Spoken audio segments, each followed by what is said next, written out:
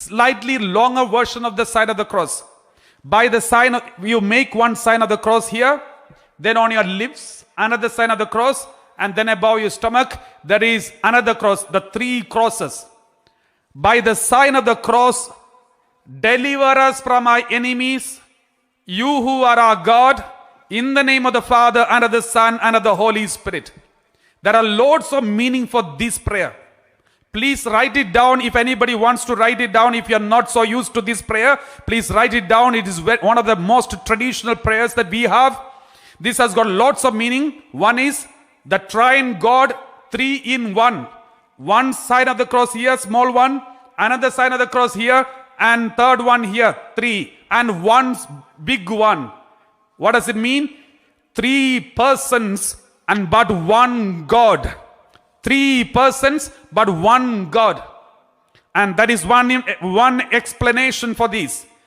One interpretation for this. The second interpretation, by making the sign of the cross on the forehead, we are asking God to cleanse our mind, all the thoughts, all the ideologies that we have in our mind.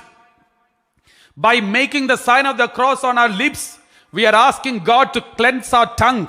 Every word that we have spoken to others and everyone, we are asking God to cleanse us.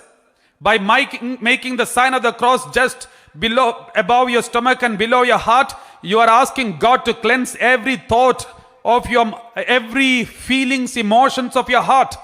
Let it be holy. And also your body. The stomach is also sign of the flesh. And the every worldly thoughts, every actions of this world and body should be cleansed. So by doing these 3 crosses in our body, we are asking God to cleanse the whole body, especially mind, tongue, mouth, and the heart. And also by making a big cross, we are asking God to cleanse the whole body. So there are so many meanings. And also, my dear brothers and sisters, by the sign of the cross on the forehead, cleanse the mind, thoughts, actions. And by making the sign of the cross on the forehead, on the lips, the prayer that we say is from our enemies. That means our biggest enemy is our tongue. And it is through our tongue we are creating enemies.